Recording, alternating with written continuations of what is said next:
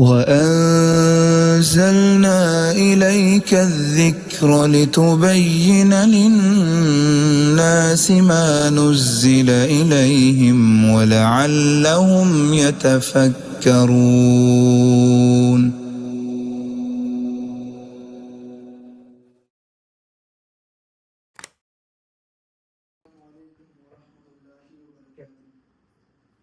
إن الحمد لله نحمده ونستعينه ونستغفره ونعوذ بالله من شرور أنفسنا ومن سيئات أعمالنا من يهده الله فلا مضل له ومن يضلله فلا هادي له وأشهد أن لا إله إلا الله وحده لا شريك له وأشهد أن محمدا عبده ورسوله أما بعد فإن خير الحديث كتاب الله وخير الهدي هدي محمد صلى الله عليه وسلم وشر الأمور محدثاتها وكل محدثة بدعة وكل بدعة ضلالة وكل ضلالة في النار. أعوذ بالله من الشيطان الرجيم. بسم الله الرحمن الرحيم. الزانية والزاني فاجلدوا كل واحد منهما 100 جلدة ولا تأخذكم بهما رأفة في دين الله إن كنتم تؤمنون بالله واليوم الآخر. محترم سامعین،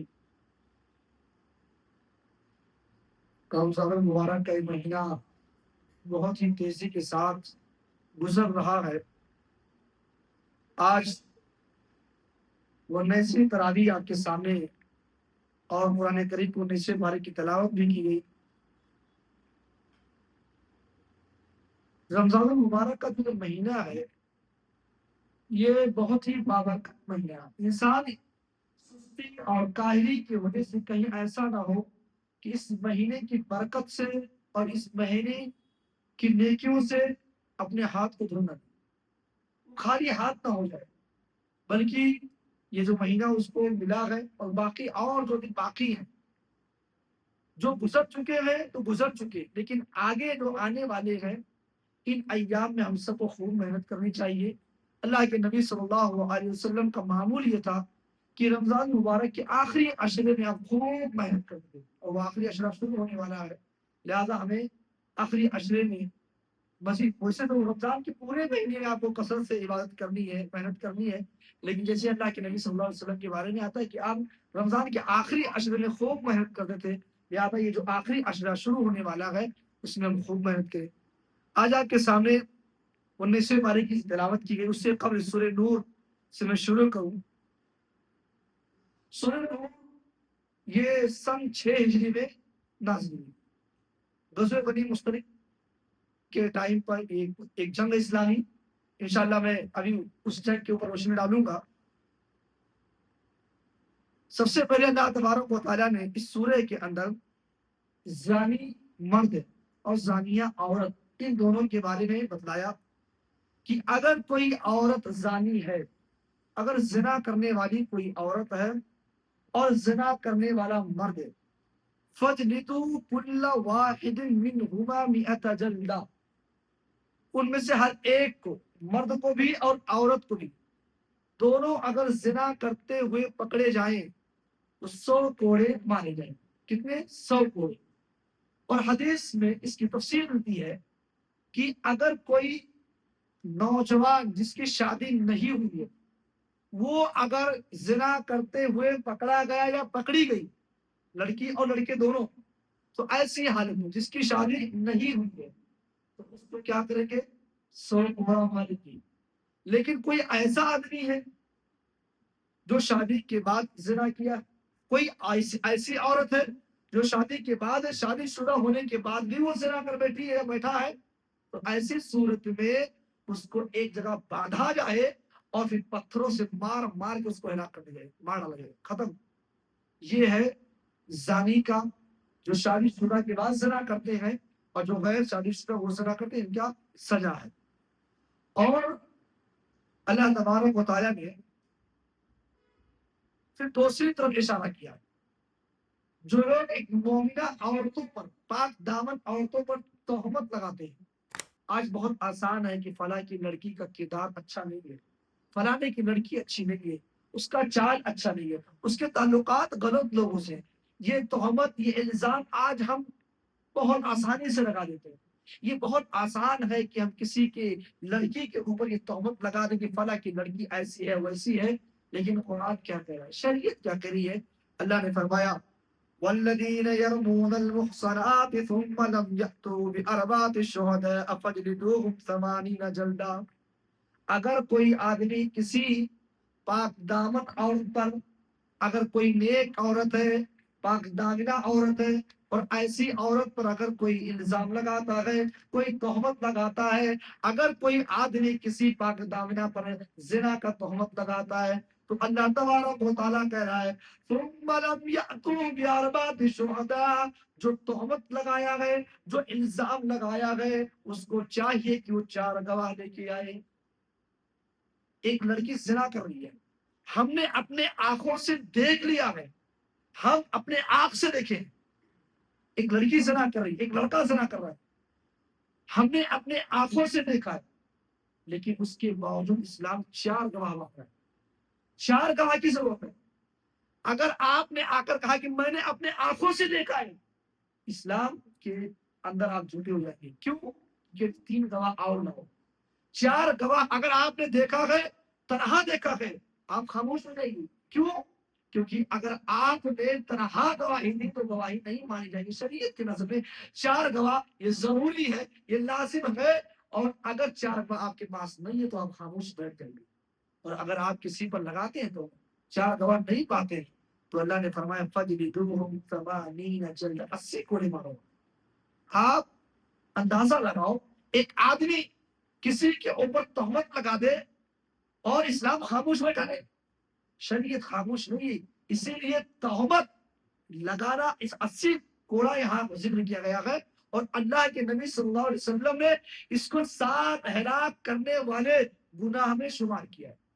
جو 7 بڑے بڑے گناہ ہیں جو آپ کو ہلاک کر دیں گے، جو آپ کو برباد کر دیں گے، اس میں سب سے آخری وَقَذَفُ الْمُحْصَنَاتِ الْمُؤْمِنَاتِ الْغَافِلَاتِ، جو آدمی کسی مومنہ عورت پر، کسی پاک دامن عورت پر تہمت لگا دے، اس کے اعمال اللہ برباد کر دے گا، اللہ اس کے دنیاوی زندگی کو برباد کر دے گا، اللہ اس کی آخرت کی زندگی کو برباد کر دے گا، اور دنیا کے اندر سزا یہ ہے کہ اس کو 80 کوڑا مارا جائے۔ وَلَا تَقْبَلُوا لَهُ شَهَادَةً أَبَدًا، اور اس کے بعد اس کی کبھی گواہی نہ قبول کی جائے۔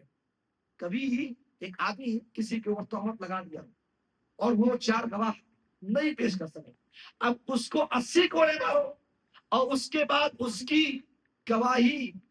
کبھی قبول نہیں کی جائے، کیونکہ ایک مرتبہ اس سے یہ غلطی ہو چکی ہے، اللہ یہ کہ وہ توبہ کر لے،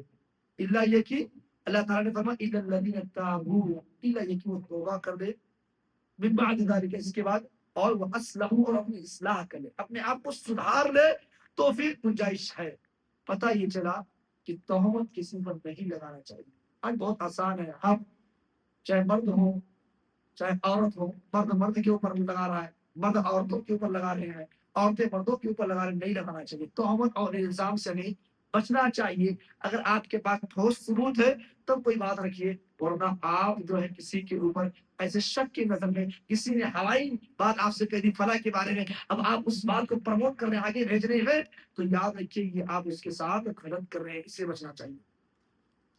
اس کے بعد وہ واقعہ بنو مستلق کا، یہ سورت سورہ نور 6 ہجری میں نازل ہوئی۔ ایک غزوہ بنی مستلق، اس غزوے میں کیا ہوا کہ اللہ کے نبی صلی اللہ علیہ وسلم اور آپ کے صحابہ اور آپ کے ساتھ آپ کی بیوی اما عائشہ رضی اللہ تعالی عنہا ہے۔ غزوے میں جانے کے بعد جب واپسی ہوتی ہے تو سب لوگ واپس آتے ہیں، ایک جگہ پڑاؤ ٹھہرتے ہیں، اور سارے لوگ قضاء حاجت کے لیے اپنے اپنے حساب سے چلے جاتے ہیں۔ اما عائشہ بھی خود دور نکل جاتی ہے۔ اما عائشہ رضی اللہ تعالیٰ عنہ اپنے قضاء حاجت کو پوری کرنے کے لیے، ضرورت کو پوری کرنے کے لیے بہت دور نکل جاتی ہیں، اور ادھر یہ قافلہ والے جو قضاء حاجت کے لیے گئے تھے وہ اپنی اپنی ضرورتوں کو پورا کر کے जहाँ पड़ाव डाले हुए थे वहां आके पहुंच गए। अब आयशा रज़ियल्लाहु तआला अन्हा वहां से जब लौटती हैं, आधे रास्ते में जब पहुंचती हैं, उनकी नजर अपने गले पे जाता है, तो गले का हार गायब है। अब आयशा रज़ियल्लाहु तआला अन्हा का जो हार था गले में पहनी थी वो गायब हो गया, कहीं गिर गया। अब आयशा रज़ियल्लाहु तआला अन्हा वहां से लौट के फिर उसी जगह पे जाती जहाँ कज़ा हाजत के लिए गई थी, वहां जाती हैं तो आपको अपना हार तो मिल जाता है, लेकिन जब वहां से लौटते लौटते आप अपने उस जगह पहुंचती है जहां सारे कबीला, जहां सारे लोग मौजूद थे, जहां पड़ाव डाला गया था, तो देखती है कि काफिला तो पहुंच चुका है, काफिला तो चल बसा है।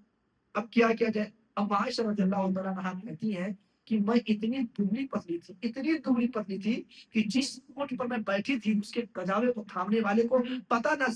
चल सका कि मैं उस जो है कजावे में बैठी हुई या नहीं बैठी हुई। वो लोग चले गए। कहती है कि मैं इस आस में बैठी हूँ रह गई कि अब अल्लाह के नबी सल्लल्लाहु अलैहि वसल्लम जब मुझे नहीं पाएंगे तो इस जगह किसी न किसी को अल्लाह के नबी सल्लल्लाहु अलैहि वसल्लम जरूर भेजेंगे मुझे लेने के लिए।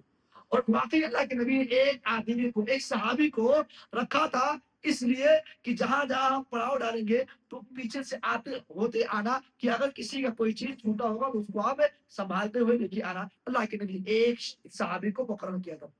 अब आयशा कहती है कि मैं बैठी थी मुझे नींद आ गई और नींद की वजह से मेरे चेहरे का जो पर्दा था वो हट चुका था। और वो साहबी जिसको अल्लाह के नबी सल्लल्लाहु अलैहि वसल्लम ने मुकर्रर किया था, वो आते हैं और पर्दा की आयत के नुज़ूल से पहले उन्होंने मुझे असली रूप में देखा, मेरे चेहरे को देखा था। जब इस बार देखते हैं तो फौरन पहचान जाते हैं कि तौबा की नबी की बीवी है। लिहाजा कहती है कि वो साहबी मुझे लेते हैं और अपने साथ काफिला के पास लेकर आते हैं। जैसे ही मैं उनके साथ आती हूँ और मदीना के कुछ मुनाफिकीन की नजर पड़ती है, सारे मुनाफिकों ने मिलकर मेरे ऊपर इल्जाम लगा दिया। अब आयशा के ऊपर इल्जाम लगाया जा रहा है। मदीना के अंदर जितने मुनाफिक हैं, अब इन लोगों को दाव मिल गया, इन लोगों को एक मौका मिल गया। इन लोगों ने इल्जाम लगाया कि उस सहाबी के साथ आयशा का गलत चक्कर है। हज़रत आयशा रज़ियल्लाहु तआला अन्हा के ऊपर इल्जाम लगाया गया कि उस सहाबी के साथ इनका गलत मामला है। नऊज़ बिल्लाह। उसके बाद सारे मुसलमानों में ये बात फैल जाती है। कुछ ऐसे मुसलमान भी इस बात को सच मान लेते हैं जो सच्चे मुसलमान होते हैं। सच्चे मुसलमानों में कुछ ऐसे मुसलमानों ने इस बात को, इस वाकई को सच मान लिया कि हाँ आयशा ने उस सहाबी के साथ गलत किया है। अल्लाह अकबर। उसके बाद अल्लाह रब्बुल आलमीन ने आयशा रज़ियल्लाहु तआला अन्हा के बारे में कुरान करीम में उनके पाक दामनी का, और दुनिया की यही एक औरत है, दुनिया की एक औरत ऐसी है जिसकी पाक दामनी के लिए अल्लाह ने आसमान से कुरान की आयत को नाज़िल किया। अल्लाह ने फरमाया इन्नल्लज़ीना जाऊ मिन इफ्की उस्बतुम मिनकुम, ऐ आयशा और ऐ नबी, आपके बीवी पर इल्जाम लगाने वाले आप ही में से हैं। ऐ नबी, ऐ आयशा, आप पर इल्जाम लगाने वाले हैं तुम्ही में से। और ला तहसबुहु शर्रन लकुम, और तुम लोग इनके बुराई से कोई गमज़दा ना हो, कोई टेंशन ना लो। क्यों? बल हुवा खैरुल लकुम, तुम्हारे लिए बेहतर, तुम गलत नहीं हो, तुम सच में हो, तुम हक पर हो, तुमसे कोई गलती नहीं हुई है। उसके बाद आप देखें कि जब मुशरिकों को मालूम हुआ कि ये तो अल्लाह रब्बुल आलमीन ने, अल्लाह तबारक व तआला ने आयशा के बारे में आयत नाज़िल कर दिया कुरान करीम में, अल्लाह के नबी भी बड़े खुश हुए और हज़रत आयशा रज़ियल्लाहु तआला अन्हा भी बहुत खुश होती है और अल्लाह रब्बुल आलमीन के लिए फौरन सजदा रेस हो जाती है। और एक मोमिन का पहचान ये है कि जब उसे कोई नेमत मिले तो फौरन वो अल्लाह के आगे सजदा करे। इससे पहले अम्मा आयशा के चेहरे में बहुत ही परेशानी थी, बड़ी उदासी सी, सारे मक्का के अंदर ये फैल चुका है कि आयशा का किरदार गलत है। और सारे मुसलमानों में कुछ ऐसे मुसलमान भी थे जो आयशा के रज़ियल्लाहु तआला अन्हा के किरदार पर शक करने लगी, लेकिन वक्त आया अल्लाह ने आपके किरदार की सफाई के लिए कुरान करीम की आयत नाज़िल कर दी। पता ये चला कि अगर अगर हमारा ईमान मजबूत हो और अगर हम अपने रब से अपनी उम्मीद को जोड़े रहेंगे तो अल्लाह तबारक व तआला हमारी गवाही जरूर देगा। अल्लाह हमें हर मैदान में कामयाब करेगा, लेकिन शर्त यह है कि हमारा रिश्ता, हमारा ताल्लुक अल्लाह से मजबूत हो। उसके बाद अल्लाह तबारक व तआला ने उन लोगों की तरफ रहनुमाई की। आज बहुत आसान है, ये मोबाइल है, रील देखते हैं, कोई गंदी चीज आई, बहुत मजाकिया चीज है, अब इसको अपने भाई के पास, अपने दोस्त के पास, अपने बहनों के पास से जिससे जिसका जमता है फौरन शेयर कर देते हैं। तुम भी मजा लो, हम भी मजा ले चुके, अब तुम भी लो। ऐसे लोगों के लिए दुनिया के अंदर वही और आखिरत के अंदर भी वही है। जो लोग क्या करते हैं, बुराई को आगे भेजते हैं, اللہ نے فرمایا ان الذین یحبون ان تشیع الفاحشۃ بالذین آمنوا، اور وہ لوگ جو برائی کو پسند کرتے ہیں، جو لوگ برائی کو آگے بھیجنا پسند کرتے ہیں، جو لوگ برائی خود کرتے ہیں اور اس برائی کو آگے بھی بھیجتے ہیں، اللہ تبارک و تعالیٰ کہہ رہا ہے کہ لہم عذاب علیم، ان کے لیے عذاب ہے فی دنیا، دنیا کے اندر بھی اور آخرت کے اندر بھی۔ اللہ تبارک و تعالیٰ ایسے لوگوں کو دنیا کے اندر بھی عذاب دے گا اور آخرت کے اندر بھی عذاب دے گا۔ پتہ یہ چلا اگر تم سے کوئی گناہ ہو رہا ہے تو اس گناہ کو اپنے تک رکھو، اس گناہ کو اوروں تک مت بھیجو۔ آج کتنے ایسے لوگ ہیں کہ موبائل پر کتنی گندی گندی چیزیں دیکھ لیتے ہیں اور اس گندی چیز کو اپنے دوستوں تک بھیجتے ہیں، اور کتنے ایسے لوگ ہیں اسی گندی چیز کو اسٹیٹس پہ لگا دیتے ہیں تاکہ پوری دنیا اب اس کا نظارہ اور لطف اٹھائے۔ نہیں ہونا چاہیے۔ آپ برائی کر رہے ہیں، آپ اپنے تک محدود رکھیے، آپ خود اس سے پرورش ہے اور دوسروں کو بھی دعوت دے رہے ہیں، یہ آپ دعوت دے رہے ہیں۔ اگر آپ نے اس اسٹیٹس پر کوئی گندی چیز لگا دیا، آپ کے کانٹیکٹ میں جتنے لوگ ہیں سارے لوگ اس چیز کو دیکھیں گے، تو بتائیے گناہ کس پر جا رہا ہے؟ اللہ نے اس آیت میں فرما دیا کہ جو لوگ گناہ کرتے ہیں اور آگے بھیجنا پسند کرتے ہیں، ہم ان کو دنیا میں بھی سزا دیں گے اور آخرت کے اندر بھی سزا دیں گے۔ اس کے بعد اللہ تبارک و تعالیٰ نے اس بات کی طرف اشارہ کیا جو واقعہ بھی حضرت عائشہ کا گزرا کہ اگر آپ کسی کی کفالت کر رہے ہیں، اگر آپ کسی کا خرچہ چلا رہے ہیں، کچھ دے رہے ہیں اور خدا نہ خواستہ اس سے کوئی غلطی ہو جائے تو آپ تانا مت دیں، آپ اس کو دھمکی نہ دیں اب تم کو خرچہ نہیں دیں گے، اب تمہارا خرچہ بند نہیں کہہ سکتے۔ حضرت ابو بکر صدیق رضی اللہ تعالیٰ عنہ کی بیٹی پر جب الزام لگا، اب عائشہ پر جب الزام لگا تو حضرت ابو بکر کے صدیق رضی اللہ تعالیٰ عنہ ان کے گھر کا ایک رشتہ دار تھا جن کی یہ کفالت کر رہے تھے، جن کو یہ خرچہ دے رہے تھے، وہ بھی اس واقعے کو سچ مان لیا، اس نے بھی یہ بات کہی کہ ہاں یہ بات سچ ہے۔ حضرت ابو بکر کو غصہ آیا کہ اور تو اور کہہ رہی ہیں، غیر تو غیر کہہ رہے ہیں، اپنا ایک آدمی جس کا میں پورا خرچہ چلاتا ہوں، جس کے گھر کا میرے اوپر ذمہ داری ہے، وہ بھی اس بات کو پروموٹ کر رہا، آگے بھیج رہا ہے، وہ بھی یقین کر لیا، آج کے بعد میں اس کو خرچہ نہیں دوں گا۔ اللہ تعالیٰ کو یہ بات پسند نہیں آئی۔ اللہ نے فرمایا وَلَا يَأْتَلِ أُولُو الْفَضْلِ مِنكُمْ وَالسَّعَةِ أَن يُؤْتُوا أُولِي الْقُرْبَى وَالْمَسَاكِينِ، کہ فضیلت والے، وسعت والے تم اپنے غریبوں کو، مسکینوں کو وہ چیز دو جو تم پر نافذ ہے۔ اللہ تبارک و تعالیٰ نے ابو بکر سے کہا اے ابو بکر والمہاجرین فی سبیل اللہ، تم رشتہ داروں کو، تم مسکینوں کو اور جو اللہ کے راستے میں ہجرت کر چکے ہیں ان کی کفالت میں جو کر رہے ہو کرتے رہو، اور یاد رکھو ولیعفو، جو تم نے یہ بات کہی ہے اے ابو بکر اس بات سے تم توبہ کر لو، اگر تم توبہ کرتے ہو، اگر تم اس کو معاف کرتے ہو تو الا تحبون ان یغفر اللہ لکم، اے ابو بکر کیا تمہیں پسند نہیں کہ تم جس کو معاف کرنے والے ہو اگر تم اس کو معاف کرو گے تو اللہ تم کو بھی معاف کرے گا۔ اگر تم چاہتے ہو کہ تم کو اللہ تبارک و تعالیٰ معاف کر دے، اگر چاہتے ہو کہ اللہ تم کو معاف کر دے تو اے ابو بکر تم ان کو درگزر کر دو جس کے بارے میں تم نے بات کہی ہے۔ پتہ یہ چلا کہ انسان کو اپنے غلطی کا احساس ہونا چاہیے، اور اگر تم دنیا میں اپنے کسی بھائی کو معاف کرو گے تو اللہ تبارک و تعالیٰ ہمیں معاف کر دے گا۔ اور یہ پسند بھی اللہ کرتا ہے کہ اپنے اللہ رب العالمین کہہ رہا ہے کہ میرے بندوں کو تم آپس میں معاف کرو، میں تم کو معاف کروں گا، میں تمہارے گناہوں کو معاف کروں گا۔ پتہ یہ چلا کہ اگر ہم سے کوئی جو ہے غلطی ہوتی ہے، ہمارے درمیان کوئی جو ہے انبن ہو جاتا ہے تو ہمیں ایک دوسرے کو معاف کرنے کا جذبہ اپنے اندر رکھنا چاہیے، معاف کرنا چاہیے، انشاءاللہ اللہ ہمارے گناہوں کو معاف کر دے گا۔ اس کے بعد اللہ تبارک و تعالیٰ نے تجارت کے تعلق سے بہت سارے ایسے لوگ ہوتے ہیں جو تجارت کرنے کے بعد، نئی نئی دکان کھولنے کے بعد، اس سے پہلے بہت نمازی ہوتے ہیں، وہ جب کاروبار نہیں کرتے ہیں، جب تجارت اور کوئی بزنس شروع نہیں کرتے ہیں، اس سے پہلے ان کے پاس ٹائم رہتا ہے، بھائی وہ آتے نماز پڑھتے ہیں، لیکن جب تجارت کھول دیتے ہیں، ان کا کاروبار چلنے لگتا ہے تو کیا کرتے ہیں؟ وہ چھوڑ دیتے ہیں۔ تو یہ مومن کی پہچان ہے۔ اللہ نے فرمایا رجال لا تلہیہم تجارہ، کہ اللہ کے نیک بندے وہ ہیں کہ ان کی تجارت، ان کا مال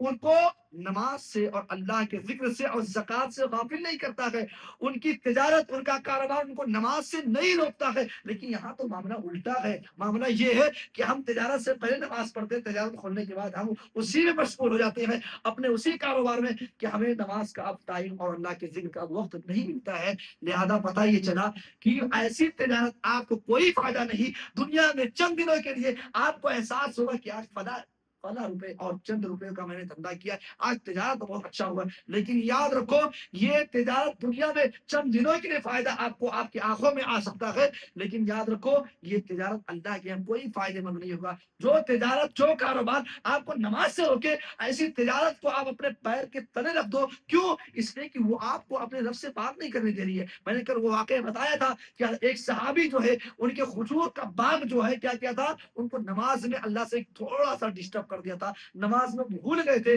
تو اس باغ کو وہ اللہ کے راستے میں قربان کر دیتے۔ تو جس چیز کے بارے میں اللہ نے کہا کہ تجارت ان کو نماز سے غافل نہیں کرتی، وہ اللہ کے ذکر سے تجارت ان کو چھوڑاتی نہیں ہے، لیکن معاملہ الٹا ہے کہ ہم جو تجارت کھولنے کے بعد اور ہم دعا میں جاتے ہیں، اس سے بچنا چاہیے۔ اس کے بعد مشرکین کے دو اعتراض، ایک قرآن کے تعلق سے، ان لوگوں نے قرآن کے بارے میں کیا کہا معلوم ہے کہ وقالوا اساطیر الاولین،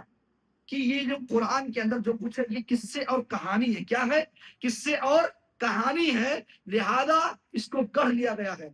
تو اللہ نے اس کا جواب دیا، کہا اے نبی آپ کہہ دیجئے انزلہ الذی یعلم السر فی السماوات والارض، اے نبی آپ لوگوں کو بتا دیجئے کہ زمین اور آسمان کے جو کچھ اس کے اندر ہے، ساری چیزوں کو، جو خفیہ چیزیں ہیں، اللہ جاننے والا ہے۔ اس کے بعد ایک اعتراض نبی کے تعلق سے تھا، مشرکین یہ اعتراض کرتے تھے یہ کیسا رسول ہے، وقالوا ما لهذا الرسول، یہ کیسا رسول ہے، یاکل الطعام، یہ تو کھانا بھی کھاتا ہے، ویمشی فی الاسواق، اور یہ بازار میں چلتا بھی ہے، لولا انزل الیہ، اور کیوں نہیں اللہ تبارک و تعالیٰ نے ہمارے پاس ملکن، فرشتہ بنا کر کسی کو بھیجا تاکہ اس کے ساتھ وہ ڈراتا۔ تو اللہ تبارک و تعالیٰ نے ان کو بھی جواب دیا کہ جو بات یہ کہہ رہے ہیں، تبارک الذی جعل لك خيرا من ذلك جنات،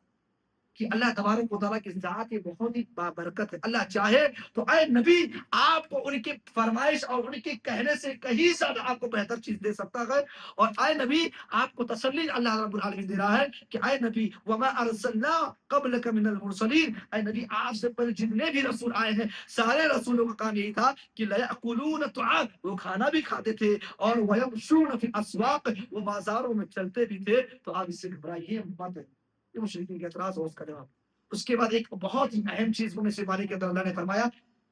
آج ہم نے قرآن سے دوری جو اختیار کیا، آج ہم نے نبی سے بالکل جو دوری اختیار کر لی ہے، یا بہت سارے ایسے لوگ قرآن کی تلاوت تو کرتے ہیں لیکن قرآن پر عمل نہیں کرتے ہیں، قیامت کے دن ایسے لوگوں کے خلاف اللہ کے نبی گواہی دیں گے، کیا کہیں گے؟ وقال الرسول یا رب ان قوم اتخذوا هذا القرآن مهجورا، اللہ کے رسول اپنے رب سے کہیں گے اے پروردگار عالم ان قومی، یہ میری قوم ہے، یہ میری قوم کے لوگ ہیں، میرے انتقال کے بعد، میری اس دنیا سے جانے کے بعد، اتخذوا هذا القرآن، قرآن کو ان لوگوں نے چھوڑ دیا تھا، قرآن پر ان لوگوں نے عمل نہیں کیا تھا۔ کتنے ایسے مسلمان ہیں جو قرآن کی تلاوت تو کرتے ہیں لیکن قرآن ہم سے مطالبہ کیا کر رہا ہے، قرآن ہم سے کیا چاہتا ہے، ہم اس کو معنی اور مفہوم نہیں سمجھتے ہیں، اور کتنے ایسے لوگ ہیں جو معنی اور مفہوم سمجھنے کے ساتھ ساتھ عمل نہیں کرتے ہیں، تو وہ بھی اس زمرے میں شامل ہوں گے۔ قیامت کے دن اللہ تبارک و تعالیٰ اللہ کے نبی صلی اللہ علیہ وسلم گواہی دیں گے، اور جس کے خلاف اللہ کے نبی گواہی دے، بتاؤ اس کی بخشش ہو سکتی ہے؟ نہیں ہو سکتی ہے۔ لہذا اللہ سے یہ دعا کرو کہ ہم اور آپ سب لوگ قرآن سے جڑے، قرآن ہم سے جو مطالبہ کر رہا ہے ہم اس کو پورا کریں، اور اللہ سے دعا کریں کہ اللہ تعالیٰ ہمارا نبی ہمارے لیے خلاف گواہی نہ دے، بلکہ ہمارے لیے وہ گواہی دے جو ہمارے لیے فائدے مند ثابت ہو۔ اس کے بعد ایک اور چیز اللہ تبارک و تعالیٰ نے بندوں کی صفات کو ذکر کیا ہے، جو اللہ کے خاص بندے ہیں، جو رحمان کے بندے ہیں، ان کی صفات کو اللہ نے ذکر کیا، فرمایا کہ اللہ کے نیک بندے وہ ہیں جو زمین پر نرمی کے ساتھ چلتے ہیں۔ جو لوگ عقل کے چلتے ہیں وہ اللہ کے خاص بندے نہیں ہے، اور ایک ہی اللہ کی یہ اچھے بندوں کی صفات نہیں ہے۔ اللہ کے نیک بندے، رحمان کے سچے بندے وہ ہیں جو زمین پر چلتے تو ہیں لیکن نرمی کے ساتھ، ان کے ہاں کوئی تکبر نہیں، ان کے یہاں عاجزی ہے، ان کے یہاں انکساری ہے، وہ نرمی کے، وہ لاکھوں جو کروڑوں پتی ہے، لکھ پتی ہے، لیکن دیکھنے سے معلوم نہیں ہوگا کہ وہ کروڑوں پتی ہے، ہاں ایسے لوگ بھی اس دنیا کے اندر اور زمین پہ چلنے والے، اور کچھ ایسے لوگ ہیں صرف 10,000 کے مالک ہیں، لیکن ایسا لگتا ہے کہ تو پورے جو ہندوستان کے سیٹ یہی جا رہا ہے، ایسے بھی ہیں۔ اللہ کے نبی اللہ تبارک و تعالیٰ نے اپنے خاص بندوں میں شامل کیا، وہ لوگ جو لاکھ پتی کروڑ پتی ہونے کے بعد بھی جو ہے زمین پر نرمی کے ساتھ چلتے ہیں۔ اس کے بعد وَإِذَا خَاطَبَهُمُ الْجَاهِلُونَ قَالُوا سَلَامًا، اور جب کسی جاہل سے ان کی ملاقات ہوتی ہے تو سلام کہہ کے نکل جاتے ہیں، ان کے منہ نہیں لگتے ہیں۔ جاہل کیا بات کرتے ہیں، کیا گفتگو کرتے ہیں، اللہ کے نیک بندوں کی پہچان یہ ہے کہ سلام کہہ کے وہ نکل جاتے ہیں، وہ رکتے نہیں ہے، تمہارے ہر بات کا جواب دینا وہ مناسب نہیں سمجھتے ہیں۔ اس کے بعد اللہ نے فرمایا وَالَّذِينَ يَبِيتُونَ لِرَبِّهِمْ سُجَّدًا، اور اللہ کے نیک بندے وہ ہیں کہ ان کی رات سجدے میں گزرتی ہے اور قیام میں گزرتی ہے۔ اللہ کے نیک بندے وہ ہیں جو اپنے رب سے یہ بلاتے ہیں، اپنے رب سے یہ دعا کرتے ہیں کہ ربنا اصرف عنا عذاب جہنم، اللہ اس جہنم کے عذاب کو ہم سے پھیر دے، اس کو پلٹ دے، ہم سے جو ہے اس کو دور کر دے، ان عذابها کان غراما، یہ آگ تو چمٹ جانے والی آگ ہے اور اس کا ٹھکانہ بہت ہی جو ہے سخت ٹھکانہ ہے۔ اس کے بعد اللہ کے نیک بندوں کی ایک تعریف یہ ہے کہ وہ جو ضرورت کے مطابق خرچ کرتے ہیں، وہ فضول خرچی نہیں کرتے ہیں، اسی طریقے سے اللہ کے علاوہ کسی اور کو نہیں بلاتے ہیں، اور وہ کسی کو قتل نہیں کرتے ہیں، اسی طریقے سے وہ زنا نہیں کرتے ہیں۔ اور ایک اور چیز اللہ کے جو نیک بندے ہیں وہ جھوٹی محفلوں میں حاضر نہیں ہوتے ہیں۔ تو یہ ساری چیزیں اللہ کے نیک بندوں کی پہچان ہے۔ ایک آخری چیز ہے اللہ رب العالمین نے اس بارے میں سورہ شعراء میں فرمایا کہ آپ دیکھیں اللہ تبارک و تعالیٰ نے جب اگر آدمی دعوت دینے جا رہا ہے تو اب اس کے لیے ضروری ہے کہ وہ دعوت جب شروع کرے تو سب سے پہلے اپنے رشتہ داروں سے شروع کرے۔ اللہ نے فرمایا وَأَنذِرْ عَشِيرَتَكَ الْأَقْرَبِينَ، اے نبی یہ اس وقت کا معاملہ ہے جب اللہ کے نبی صلی اللہ علیہ وسلم 3 سال تک خفیہ 3 سال تک چپکے دعوت دیتے رہے۔ ایک دن ایسا ہوا اللہ تعالیٰ نے کہا اے نبی اب چپکے سے دینے کی ضرورت نہیں، سب سے پہلے آپ اپنے رشتہ داروں کو بلائیے اور ان کو دعوت دیجیے، پہلے اپنے گھر میں اپنے خاندان میں دعوت دیجیے۔ اور یہ اس وقت کا معاملہ ہے اللہ کے نبی صلی اللہ علیہ وسلم نے اس کے بعد اس آیت کے نزول کے بعد اپنے خاندان والوں کی دعوت لی، اور دعوت دینے کے بعد کچھ باتیں کہی تو اس پر ابو لہب نے اعتراض کیا، وہ محفل اٹھ گئی۔ اس کچھ دنوں کے بعد اللہ کے نبی صلی اللہ علیہ وسلم نے پھر سے اپنے خاندان والوں کو دعوت دی، اور دعوت لینے کے بعد کھانا وغیرہ ہونے کے بعد اللہ کے نبی نے اپنے رب کا پیغام پہنچایا اور کہا کہ ہمیں آپ کی دعوت چاہیے۔ تو ابو طالب جو آپ کے چچا تھے انہوں نے کہا اے بھتیجے یہ بہت مشکل بات ہے، اے بھتیجے جو تم چاہتے ہو ہمارا جو دل ہے یہ باپ دادا کے دین کو چھوڑنے کے لیے آمادہ نہیں ہے۔ بھتیجے اس کے علاوہ میں تیری جو ممکن ہو سکے گا میں تیری مدد کروں گا، جتنا ہو سکے گا میں مدد کروں گا، لیکن دین نہیں چھوڑ سکوں گا۔ جب اللہ کے نبی صلی اللہ علیہ وسلم نے یہ جملہ سنا کہ بھتیجا میں تیرا مدد کروں گا، تیری مدد کے پیچھے نہیں ہٹوں گا، اللہ کے نبی صلی اللہ علیہ وسلم خوش ہو جاتے ہیں، آپ کی ہمت بڑھ جاتی ہے۔ اور یہی چچا اللہ کے نبی صلی اللہ علیہ وسلم کو بہت ساتھ دیتے رہے، لیکن یہ تھا اسلام نہیں قبول کیے، لیکن اللہ کے نبی صلی اللہ علیہ وسلم کا ساتھ دیتے رہے۔ اسی موقع پر اللہ کے نبی صلی اللہ علیہ وسلم نے کوہ صفا پر کھڑے ہو کر آپ نے پکارا تھا اے لوگوں میں اتنے سالوں سے آپ کے درمیان رہتا ہوں، تم لوگوں نے مجھے کیسا پایا؟ سارے لوگوں نے جواب دیا کہ اے محمد آپ تو شریف باپ عبداللہ کے بیٹے ہیں، آپ تو محمد ہیں، آپ شریف باپ کے شریف بیٹے ہیں، آپ کو ہم نے اچھا ہی پایا ہے۔ اس کے بعد اللہ کے نبی نے کہا کہ اگر میں اس پہاڑ سے یہ اعلان کروں کہ اس پہاڑی کے پیچھے سے ایک لشکر جرار آپ کے اوپر حملہ کرنے کے لیے آ رہا ہے، کیا تم لوگ میرے اوپر وشواس کرو گے؟ سارے لوگوں نے کہا اے نبی اے محمد ہم آپ کو امین پائے ہیں، ہم آپ کو سچ بولنے والے پائے ہیں، ہمیں وشواس ہے، ہمیں یقین ہے کہ وہ لشکر ہم پر حملہ کر دے گی۔ اس کے بعد اللہ کے نبی صلی اللہ علیہ وسلم نے پھر اللہ کی دعوت دی، تو یہی ابو لہب نے پھر سے وہی ٹانگ اڑایا اور وہی بات کہی جو پہلے جو مجلس اس نے کہی تھی، اور اس نے یہ بات کہی اے محمد کیا تم نے اسی لیے ہمیں اس مجلس میں اکٹھا کیا تھا؟ اس کے بعد اللہ نے قرآن کریم کی وہ سورہ بھی تبت یدا ابی لہب ہوتا کہ یہ آیت بھی نازل کری، سورہ بھی نازل کی۔ پتہ یہ چلا اس واقعے سے کہ ہم دعوت دے تو اپنے گھر والوں کو سب سے پہلے دعوت دے، اور دعوت دینے میں ایسا نہ ہو کہ کسی کو چھوڑ دے، خاندان والوں کو سب لوگوں کو کسی ایسے موقع پر ہم ان کو بلائے، شادی وغیرہ کا موقع رہتا ہے ان کے سارے خاندان والے اکٹھا ہو جاتے ہیں، مشکل اور جو ہے جو چھوٹی چھوٹی قواعد توحید کے تعلق سے موٹی موٹی باتیں ان کے سامنے رکھ دینی چاہیے تاکہ قیامت کے دن اللہ تعالیٰ ہم سے اگر پوچھے کہ آئے فلاں شخص تیرے پاس یہ ذمہ داری تھی، تجھے اس کا علم تھا، تو نے اپنے خاندان والوں کو یہ دعوت دی تھی کہ نہیں دی، تو تاکہ ہم اس دعوت سے اور اس پیغام سے اور اس گواہی سے بچ سکے، اللہ تعالیٰ کو جواب دے سکے، اللہ کو بتا سکے اللہ میں نے دعوت دی تھی اور ہدایت کا دینا نہ دینا وہ تیرے کو تھا، اللہ وہ ہدایت پہ آئے یا نہیں آئے اللہ وہ تو میں نہیں جانتا ہوں، لیکن ہم نے اپنی بات اور تیری شریعت کی بات، تیرا پیغام میں نے اپنے خاندان والوں کو پہنچایا تھا، تو یہ ضروری ہے۔ اللہ تعالیٰ سے دعا ہے کہ اللہ تبارک و تعالیٰ ہم تمام لوگوں کو یہ جو نیک باتیں اور نیک جو ہے نکات آپ کے سامنے پیش کی گئی ہیں، اللہ تعالیٰ ہم تمام لوگوں کو اس پر عمل کرنے کی توفیق دے، اللہ تعالیٰ ہمارے تمام نیکیوں کو قبول فرما لے، اللہ تعالیٰ ہم نے جو بھی ابھی تک روزے اور تراویح اور قرآن کی تلاوت جو بھی ہم نے نیکیاں کی ہے، اللہ تعالیٰ تمام نیکیوں کو قبول فرما لے، اور مزید جو باقی ایام باقی ہیں اللہ تعالیٰ ان میں خوب نیکیاں کرنے کی توفیق دے اور ان نیکیوں کو بھی تو قبول فرما لے، آمین۔ وآخر دعوانا الحمد للہ رب العالمین۔